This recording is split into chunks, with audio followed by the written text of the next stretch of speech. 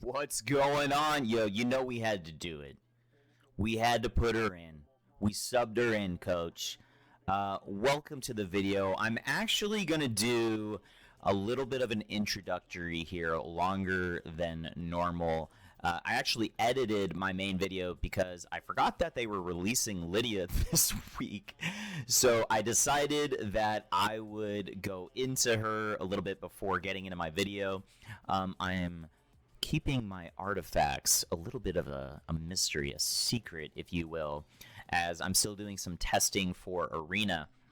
But here she is in all her glory, boys and girls. The delight that is known as Lydia the Death Siren. It's been some time coming, and yo, this has gotta be the fucking coolest looking champion in the game right now. This is legit. I am super pumped to have. Even if she was garbage, which she's not. With a model like this, oh my god, oh, girl, Kerrigan. I mean, Lydia. Come on.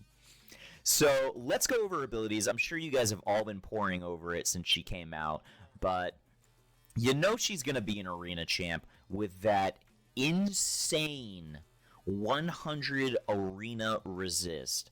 I mean, that's pretty disgusting.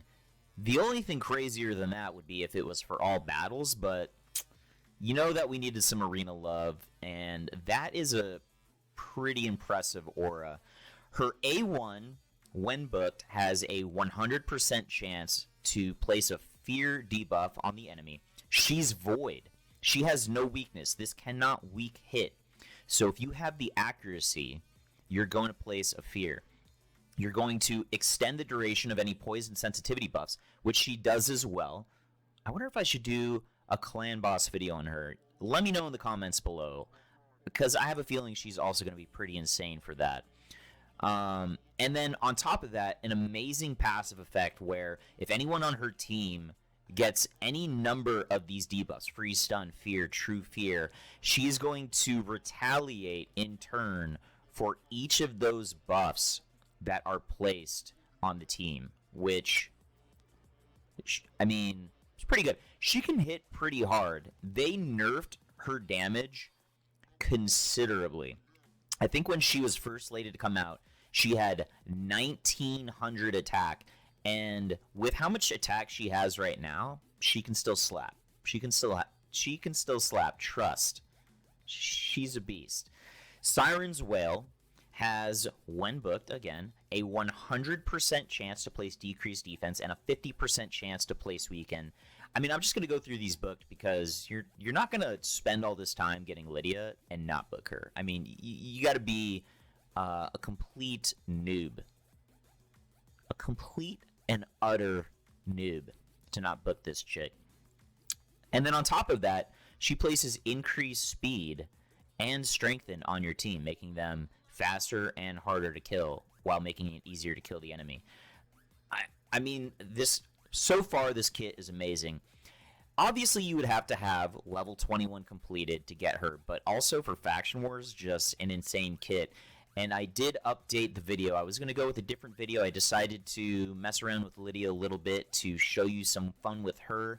So make sure you watch all the way to the end to watch her in action against level 21. Full auto, of course. You know how we do it here. And then her passive, everybody knows about this passive. It's honestly really unfortunate that they increased the cooldown on it, but I tested it a lot in Arena so far, and I mean, this thing is just beast, right? So, denies enemy revive attempts. Not has a chance to deny.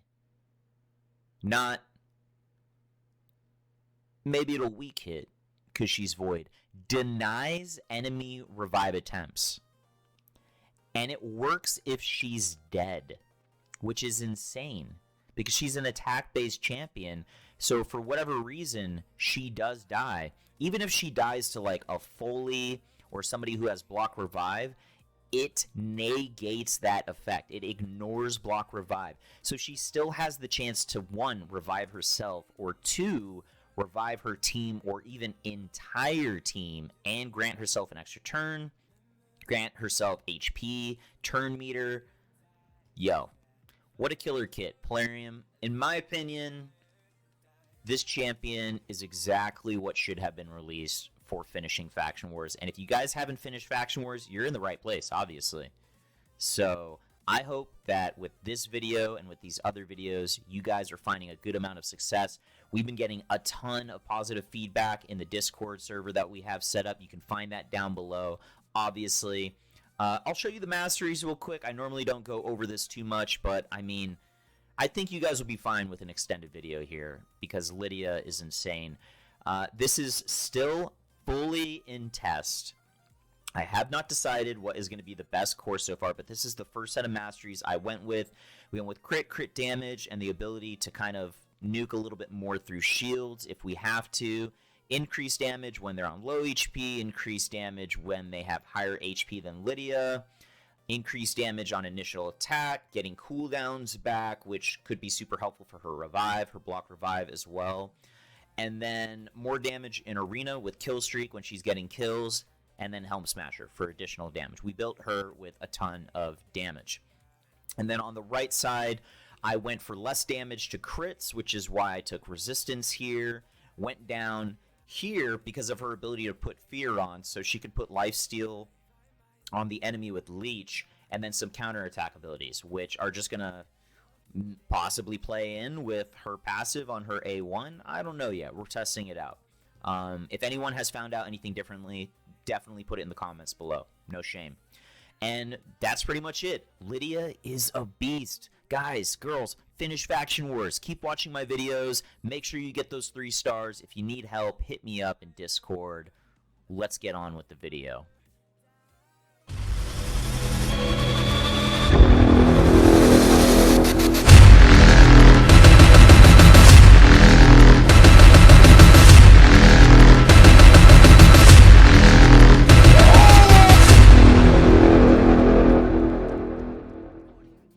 What's going on, everybody? Welcome back. We are going to get into it with Dark Elves. I think you guys are going to like some of the champions that Dark Elves has to offer. You have a lot of support. I feel like many people struggle with Dark Elves, and hopefully we're going to go over a few champions that are going to make it a little bit easier for you. Maybe widen your perception on who you can use. And we're going to start with the rares. I think of the factions that we've done so far, this faction has the most usable rares possible. I don't think you're going to be able to complete level 2021 with all rares, unless maybe you use some smart duplicate choices. But let's kick it off with Painkeeper. Painkeeper has been in my team for a long time, and I think now is starting to see a lot more vision throughout the community because of the unkillable comps that people are using. Obviously, she can be really good for her cooldown, bringing everyone's cooldowns back to when they can use them again faster is just super useful. She gets her turn back faster through her A1 with turn meter manipulation, manipulating herself in this respect. But she has decent stats. She has really good health, really good speed for a rare, in my opinion. Her defense is pretty low, but she doesn't really need high defense. She is pretty tanky, and it's all through this ability right here, Spectacular Sweep. The heal on it is actually pretty bonkers. I know it says that it heals all allies for 15%, but you look at these and you're like, okay, I'm going to get another, 35% on top of that. So you'll get about 20% of a heal. This chunks, especially if you build her pretty tanky health-wise. This chunks. This is going to heal your team up for 50, 60, 70% of their health, depending on who you're using. and it's on a pretty low cooldown, 4 turns. If you build her fast, especially if you're already using her for an unkillable team, you can use her in the same gear that you're already using her on. One thing I would recommend if you are running her in all speed gear is that you put an HP percentage chest on her instead of an attack-based chest if you're running her with as much damage output as you possibly can for Clan Boss, because the HP chest will give her more heal for your team in Faction Wars, and it'll make her tankier, which will help a lot with her survivability. Now, Paragon, so these two guys, I would call them like bottom tier, but usable. Retainer, simply because he can heal himself for a ton of health, and then he also has turn meter manipulation. That's huge in Faction Wars, and kind of a little benefit here. If he does deplete their full turn meter, he puts them to sleep. So that can be super useful if you're using single target champions. And then Paragon, if you don't know about Paragon's cheese, one good thing you can do is build your entire team tankier than Paragon health-wise. So they need to have 3 times the amount of health Paragon has. So let's say he's at 3-star, 4-star territory, and he has, maybe probably around like 7,000 to 8,000 health or so base, if his base is 14,3 at level 60 fully ascended. So with 7,000 to 8,000 health, maybe you get him in like speed boots or something. You want him to be around 150 speed, so he goes before the enemy. That way he can put on his unkillable buff. And then you would want, if he's at, say, 10,000 health with the items you put on him to have him above 150 speed, you would want the rest of your team to be around 30,000 health or higher each. That way the enemy AI focuses on Paragon alone. So just some little tips there. Overall, not like a break the game champion for Faction Wars by any means. But if you're having trouble in an area, you could potentially use that, especially useful if you have other champions that have turn meter manipulation, like Retainer or Coldheart or anyone, Lua, for example. Just, plenty of champions that can do it. Also, Visix. We'll go over all these champions that I think are going to be good for Faction Wars. I won't blast you with them at once right now. Coldheart, obviously, you guys know what Coldheart's kit does. She is super weak for Faction Wars survivability. However, if you pair her up with some of the epics that we are going to go over, or like maybe Blind Seer that has revives, excellent DPS, really good champion for Faction Wars, and you should definitely put her in, not only because of the amount of damage she can do, but also because of her turn meter manipulation. Being able to reduce the turn meter of the boss, or if you are on lower levels, a key champion that you are trying to get out of the fight while you focus down another enemy, is super important. Spirit Host, she doesn't have the greatest kit. She has good speed, good health, mediocre defense. For a rare, we'll call it mediocre. But she does have the ability to remove all debuffs and place block debuffs on all allies. And then she has a little bit of additional heal in her A1 and then increase attack, which can be useful. This, I guess if you were really struggling for an aura, maybe. But I think mostly her A3 is super useful, especially in lower factions. If you're struggling for that 5th member, maybe sub in a Spirit Host to keep your team clean. Mystic Hand, I like and I dislike. I would probably put him on the same tier as Paragon and Retainer, except for the support section. And I mean, this is really good. This is like his bread and butter right here. Now, he can do block buffs, and then he can steal buffs, which can be super useful, especially if you were going to build him like incredibly tanky, but with some accuracy so that he could get this off. But his Soul Link has the ability to heal a champion on your team that is low, and then equalize the HP of the rest of your team. So potentially healing that low champion even more, and then baselining the rest of your team, which can be useful, can not be useful, but mostly it generally puts you in a better circumstance than you were previously. The reason why I said I don't like him, his speed is crazy low. 88 speed is is just super bad. It's hard to build around a bit, but if you are in dire need of a healer, and maybe with the added perks of like stealing buffs and stuff, maybe like from a Valkyrie or a Man-Eater, like Norog type combo with Steel Skull, like that's going to be super useful for you. And then Kale can be used pretty well throughout in the entirety of Faction Wars, but it is a little dependent on who your team is. So just like any DPS, you know that your boy favors the defensive HP-based champions for Faction Wars. It just makes it so much easier. But if you have to use an attack-based champion like Kale, just make sure you have the support to bring him in. And just go full ham on him. Like, if you have revivers on your team, just build him with as much damage as possible so that you can actually kill the enemy. Because he's probably going to die quickly, and you're going to want to pump out as much damage as you can between turns on the revives.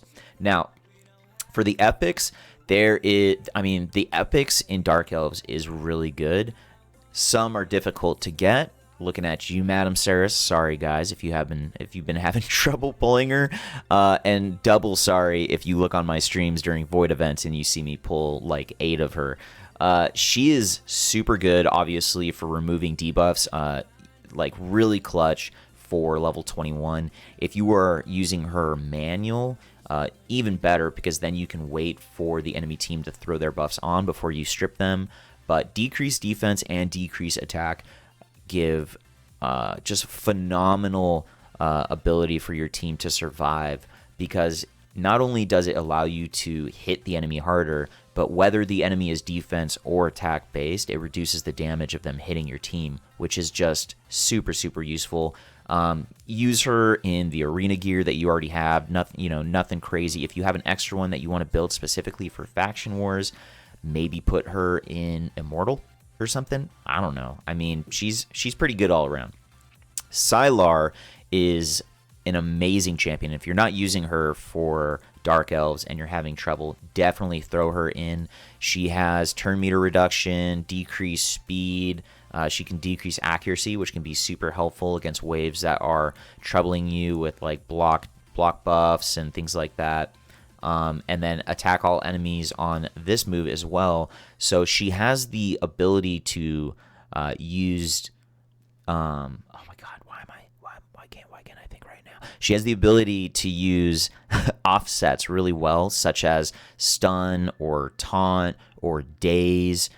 Whatever you need to use on her, just throw it on her. She works extremely well in a stun set. If you can put her in an incredibly fast stun set with good accuracy so that she lands these, like 200 accuracy is probably fine. If you can get more, that's better. But focus on something above maybe 220 speed or so, if possible. If you're end game, earlier game, you can kind of work your way towards it.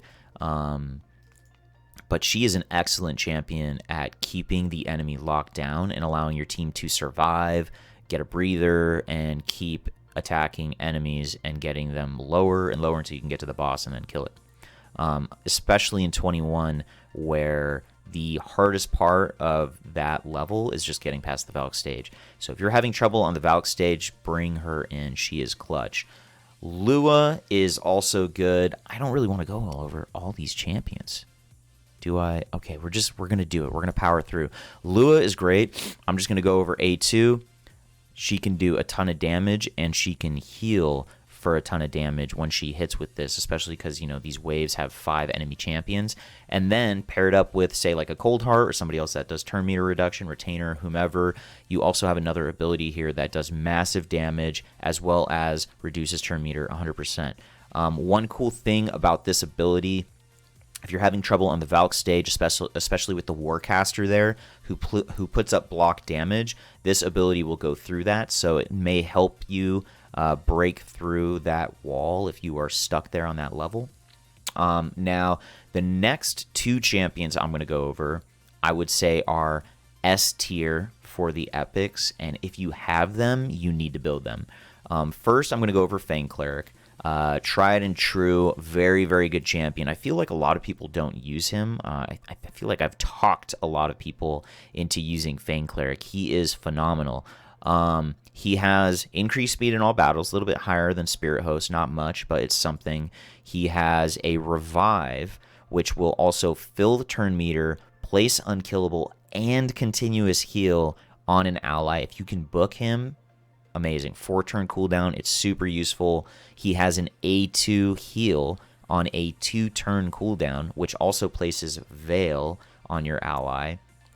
And I mean his turn he boosts turn meter on everything. He can transfer debuffs like Lysandra. Super good champion. Really, really good for sustain. If you need to survive and you're having trouble just living through packs, get a Fang Cleric. Trust me, go into my Discord, look at my builds, just build him super tanky like I did. He'll never die. He's an insane champion. Super, super good. Delver, like pretty much everyone else here, is trash except for Kaiden. Kaiden is excellent. I do have him in a little bit of accuracy because I wanted to test out how beneficial it would be to have his provoke. It's actually pretty decent. Again, I'm going to relate it to level 21, whether you are manualing it or autoing it. You have a better chance of placing this against the Valkyries, right? If you do place it against them, they're going to do less damage because, the chance of weak hit being that he's magic affinity and their spirit affinity. He can attack all enemies, and he can place decrease attack on them. Super good for the boss, and each wave, really. I mean, whether it's the Arrow Warcaster or the Lutheas, is that what their name is? Is that what the weird ranger girl name? I've never used her. I don't know. She's terrible. But she does a ton of damage on level 21, so be careful. And then his golden ability revives 2 allies with 50% of their health and a 60% increased defense buff. His speed is a little low, but he's got great defense, great HP, and this ability, I think, really just makes him a super, super good epic champion. Again, I mean, just having that kit and being epic is super good for support, and I think Dark Elves really needed it. Fang Cleric, though, solid second. If you had to use him in the previous fusion and you have not gone another Kaiden since, definitely go him. Definitely go this route. But if you did have to fuse him and you don't have him, go for a Fang Cleric. You won't be disappointed. Now, honorable mentions, I will say that Luria does have decreased defense on her A1, and she can freeze all enemies. She can remove all buffs, and she can place block buffs. She's really good. It's just much more difficult to keep attack champions up, as we know. So I wouldn't say she's like SA tier. I'd probably put her, even with like Lua, I'd probably put them like in B tier for this faction. But they do bring some good utility. Both of them bring great utility with their kits that you can use, especially if you have a Reviver on your team.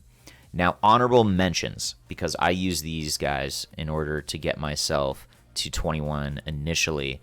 Crimson Helm and, in a minute, Captain Tamalia. Great champions. Really, really good kits. Honestly, I just found a better way to auto level 21 and just ended up never using them again. I don't even think I got them past 50, but I used them at level 50 up to level 21, and they were just phenomenal. So you have decreased attack, semi-useful, okay. Decreased attack and decreased defense, probably two of the most useful debuffs that you can have on A1. And then her A2 attacks 4 times at random, and with books has a 100%, 95% chance of placing provoke. Really weird percentage, but you can get an additional percentage to placing debuffs using the accuracy tree. I can't remember the skill off the top of my head, but it's a tier 5 mastery in the accuracy tree, which will give you an additional 5% chance to land debuffs, putting this at 100% chance. And then it also puts block damage on her, which will prevent her from taking damage for a round while all of the enemies sit there and attack her, which is amazing to get your team going. With the exception of the Valkyries who have counterattack, the enemy is not going to attack the rest of your team, so that makes Vile Tongue for Crimson Helm just an insane ability. And it's not on too long of a cooldown. One fun thing that I tried on Crimson Helm that I really enjoyed was I gave her Reflex gear, which kind of made this like pop off. You could put her in Relentless, You have plenty of ways to build her. Just make sure she is tanky enough to take hits after her block damage goes up. If the enemy has a slower turn than her and she gets her turn back, especially if she's low on health already, you're going to be in the danger zone if they're still provoked and they come at Crimson Helm. But beyond that, she also has Revive on Death on a 4-turn cooldown if booked. 6 turns still isn't too bad. I believe I used her unbooked, and she was great for me. But Revive on Death with 60% increased defense buff on all allies, so it kind of helps prevent them from dying, but at the same time, if they do die, then they will get revived. That is an excellent ability, and I think she synergizes super, super well with Captain Tamilia, whatever, who has allied protection and also does increased defense but heals with his ability.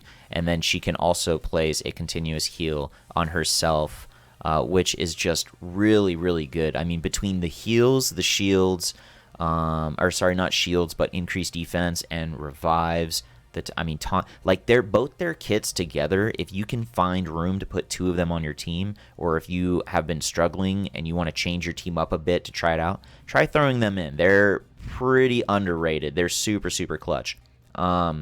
Now for the legendaries, you can honestly use pretty much any of these. I can't remember if the video I added in this one actually has my run where I'm running Astrolith, and I think I was running Vizier in that run as well, just for fun.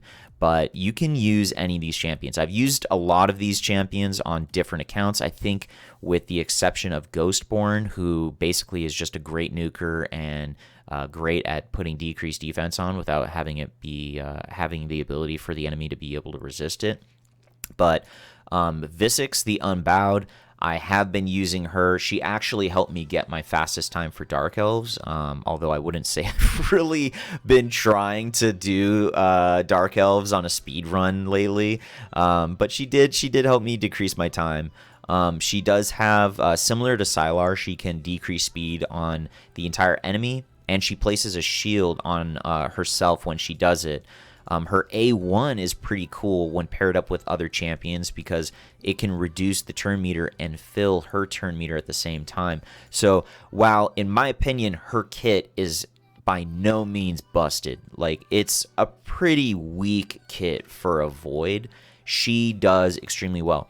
Also, her defense is really high, and she gets a 37% increased defense aura in Faction Wars.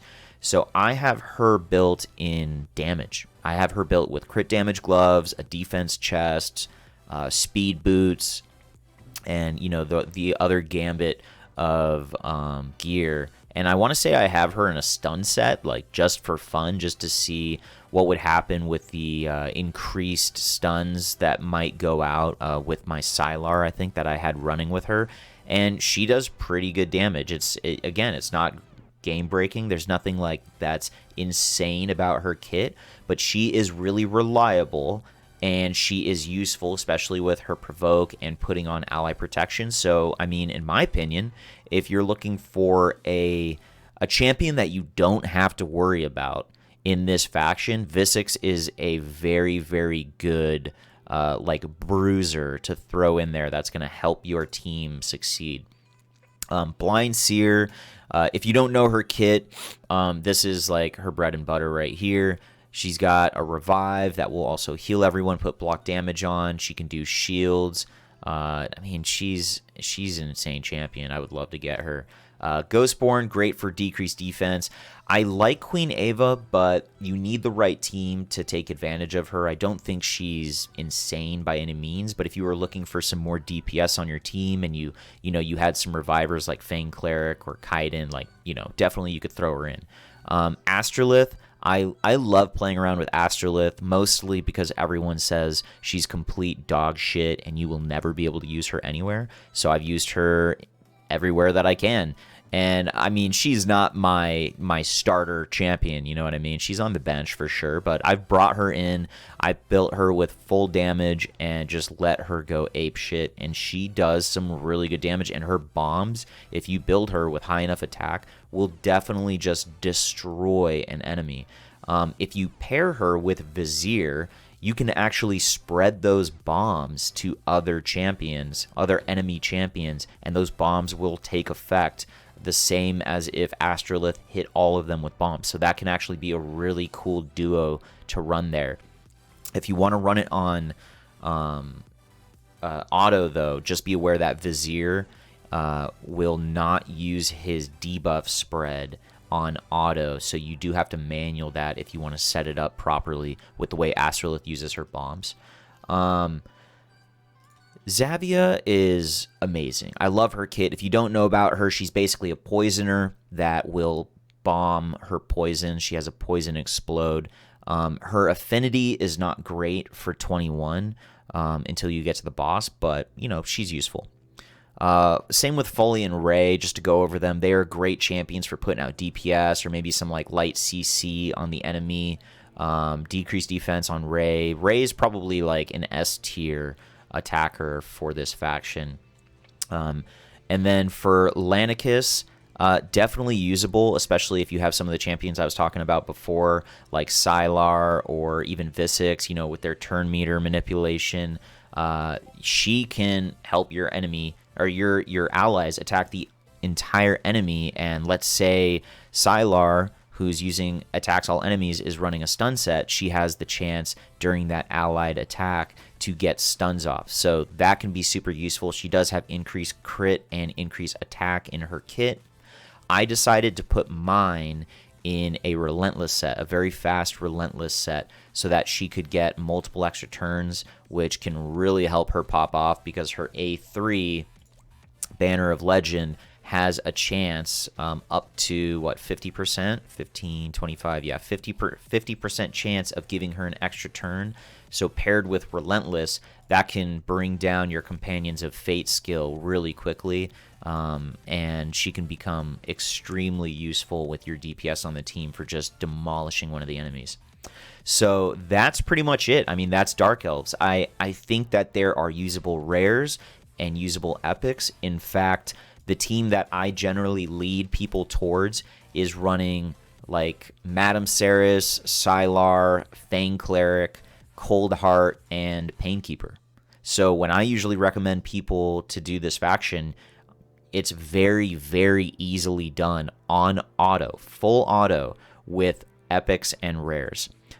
So I hope you take this information and you use it and you are successful. Make sure to stop by my Discord, which I will have linked below, and show me your success shots, and just stop by to say hi or ask questions. Whatever you need, we've got you there. We have a pretty good community, and you know, they're in there every day helping each other out. I don't even have time to keep up with all the chat anymore. It's grown to that level. And if you like the video, just, you know, hit that notification bell, subscribe. See when I got the next one out. Let me know what you guys want to see in the videos in the comments below, and I will make it happen. But that's all I got for tonight, and I will see you in the next one. Cali GG, out.